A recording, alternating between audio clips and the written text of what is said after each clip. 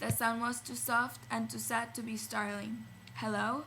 Parvana called out, not too loudly. It was to see It was too dark to see where the woman was sitting.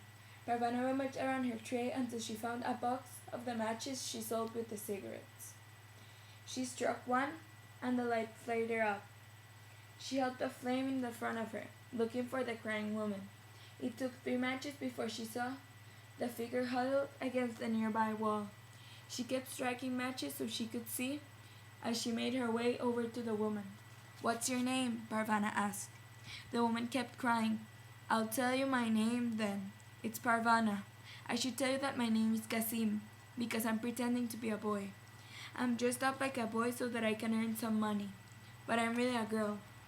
So now you know my secret." The woman said nothing. Parvana glanced out the door. It was getting late. If she was going to be home before curfew, she'd have to leave now. "Come with me," Parvana said. "My mother is away, but Miss Wira is home. She can fix any problem." She struck another match and held it up to the woman's face. It suddenly dawned on her so that she could see the woman's face. It wasn't covered up. "Where's your burqa?" She looked around but couldn't see one. "Are you outside with a burqa?" The woman nodded. "What are you doing outside without a burqa? You could get in a lot of trouble for that." The woman just shook her head. Parvana had an idea. "Here's what we'll do. I'll go home and borrow Mrs. Weir's burqa and bring it back to you. Then we'll go back to my place together, all right?" Parvana started to stand up, but the woman grabbed onto her arm. Again, Parvana looked out the door at the coming night. "I have to let Mrs. Weir know where am I. She's fine with me being out during the day, but if I'm not back at night, she'll be worried." Still, the woman did not let go. Parvana didn't know what to do. She couldn't stay in the building all night, but this frightened woman clearly did not want to be left alone. Groping in the dark of her tray, she found 2 little bags of dried fruit and nuts. "Here," she said, handing one to the woman. "We'll think better if we eat." The woman downed the fruit and nuts in almost one swallow. "You must be starving," Parvana said, passing her another bag. Parvana chewed and thought and finally decided what to do. "This is the best suggestion I have. If you have a better idea, let me know. Otherwise, this is what we'll do. We'll wait until it gets very, very dark. Then we'll head back to my place together. Do you have a chador?" The woman shook her head. Parvana wished she had left her pakul, but it was summer, so she had left it at home. "Do you agree?" Parvana asked. The woman nodded. "Good. I think we should move close to the door. In the way, when it's time, we can see our way out to the street without lighting a match. I don't want any attention drawn to us." With a bit of gentle pulling, Parvana got the woman on her feet. Carefully, they made their way to the spot, just inside the door, but still hidden from the view of anyone passing by. They waited in silence for night to fall. Kabul was a dark city at night. It had been under curfew for more than 20 years. Many of the streetlights had been knocked out by bombs, and many of those still standing did not work. Kabul was the hotspot of Central Asia. Parvana's mother and father used to say, "We used to walk down the streets at midnight, eating ice cream. Earlier that evening, we would browse through bookshops and record stores. It was the city of lights, progress, and excitement." Parvana could not even imagine what it had looked like then, before it was as dark as it would get. "Stay right with me," Parvana said. Although she didn't have bothered, the woman was gripping on her hand tightly. "It's not far, but I don't know how long it would take us tonight. Don't worry." She smiled, pretending to be brave. She knew it was too dark in the doorway for the woman to see her smile, but it made Parvana feel better. "I'm Malali. leading the troops to the enemy territory, she murmured to herself.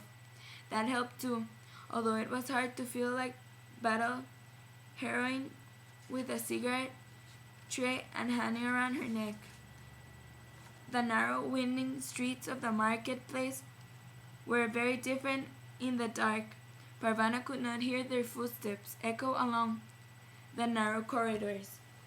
She was about to tell the woman to walk more softly, that the Taliban had made it a crime for women to make noise when they walked. But she changed her mind. If the Taliban caught them out of curfew with a woman without a burqa or head covering at all, the noise they were making wouldn't be the least of their problems. Parvana remembered the scene in the stadium. She didn't want to know what the Taliban would do to her and her companion. Parvana saw the headlights approaching and pulled the woman into another doorway until the truck filled with soldiers moved on down the street. Several times they almost tripped on uneven pavement.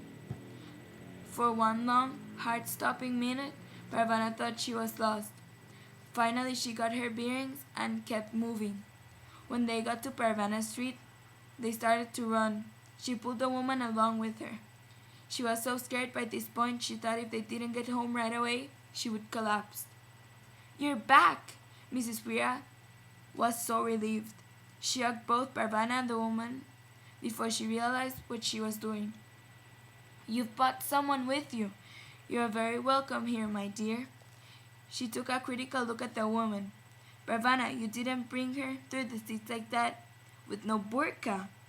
Parvana explained what happened. "I think she's in trouble," she said. Mrs. Weir didn't hesitate. She put her arm around the woman. "We'll get the details later. There's warm water for you in the washing, and hot food for supper. You don't look much older than Parvana." Parvana took a good look at her companion. She hadn't seen the woman in the light before. She looked a bit younger than Noria. Fetch me some clean clothes," Mrs. Weir told Parvana.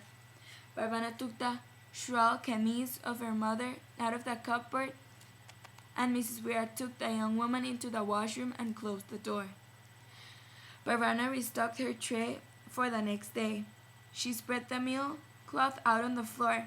By the time she had put on the naan and the cups for tea, Mrs. Weir emerged from the washroom with their guest. Dressed in mother's clean clothes, her hair washed and pulled back, the woman looked less scared and more tired. She managed to drink half a cup of tea and eat a few mouthfuls of rice before she fell asleep. She was still sleeping when Parvana left for work the next morning. "Fetch me some water, please, dear," Mrs. Weir asked Parvana before she went off to the market. "That poor girl's clothes need washing." Finally, the night after eating supper, the girl was able to talk. "My name is Homa," she said. "I escaped from Mazar-e-Sharif just after the Taliban captured the city." "The Taliban have captured Mazar!" Parvana exclaimed. "That can't be. My mother is there. My brothers and sisters are there." "The Taliban is in Mazar," Homa repeated. "They went from house to house, looking for enemies. They came close to my house. They came right inside. They grabbed my father and my brother and took them outside. They shot them right in the street. My mother started hitting them. They shot her too. I ran back inside and hid in the closet. I was there for a long, long time. I thought they would kill me too, but they were finished killing people at my house. They were busy killing at other houses. Finally, I left the closet and went downstairs. There were bodies all over the street. Some soldiers drove by in a truck. They bade us to move the bodies of our families, or even cover them up. They said we must stay inside. I was so scared they would come back for me. When it got dark, I ran outside. I ran from building to building, looking out for the soldiers. There were bodies everywhere. The wild dogs had started eating some of the bodies, so there were pieces of people in the sidewalks and in the streets. I even saw a dog carrying a person's arm in its mouth. I couldn't face anything else. There was a truck stopped on the street, its motor running. I jumped into the back and hit him on the bundles. Whenever the truck was going, it couldn't be worse than where I was. We traveled a long time. When I finally got out, I was in Kabul. I went to the building where Parvana found me. Homa started to cry. I just left them there. I left my mother and my father and my brother lying on the street for dogs to eat. Mrs. Vera put her arms around Homa, but the girl could not be comforted. She cried until she collapsed into an exhausted sleep. Parvana couldn't move. She couldn't speak. All she could do was picture her mother, sisters, and brother dead in the streets of a strange city. There is no evidence of your family is hurt, Parvana, Mrs. Vera said. Your mother is smart, strong woman, and so is Nuria. We must believe they are alive. We must not give up hope. Parvana, fresh out of hope, she didn't want her mother had done. She crawled onto the toshak, covered herself with a quilt, and resolved to stay there forever. For today she stayed on the toshak. This is what women in our family do when we're sad, she said to Mrs. Vera. They don't stay there forever, Mrs. Vera said. They get up again and they fight back. Parvana didn't answer her. She didn't want to get up again. She was tired of fighting back. Mrs. Vera was gentle with her at first, but she set her hands full with Homa and her grandchild. Late in the afternoon of the second Parvana Shritsa showed up to Parvana's door. I'm very glad to see you, Mrs. Vera said, nodding toward Parvana. They went onto the landing to speak for a moment, out of Parvana's earshot. They came back in, and after fetching a couple of buckets of water, Shausia sat down in the toshak beside Parvana.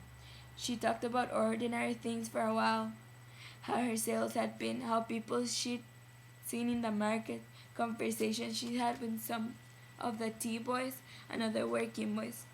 Finally she said, I don't like working alone. The marketplace isn't the same place when you're not there. Won't you come back? Put to her like that, Parvana knew she should not refuse. She'd known all along that she would have to get up. She wasn't really about to stay in the toshak until she died. Part of her wanted to slip away from everything, but another part wanted to get up and stay alive and continue to be Shausia's friend. With a little of prodding from Sausia, that was the part that won. Parvana got out of bed and carried on as before. She didn't even work in the market. Fetched water, listened to Mrs. Weir's stories, and got to know Homa. She did all these things because she didn't know what else to do. But she moved through her days as though she were moving through an awful nightmare, a nightmare from which there was no release in the morning. Then, late one afternoon, Parvana came home from work to find two men gently helping her father up the stairs to the apartment. He was alive. At least a part of the nightmare was over.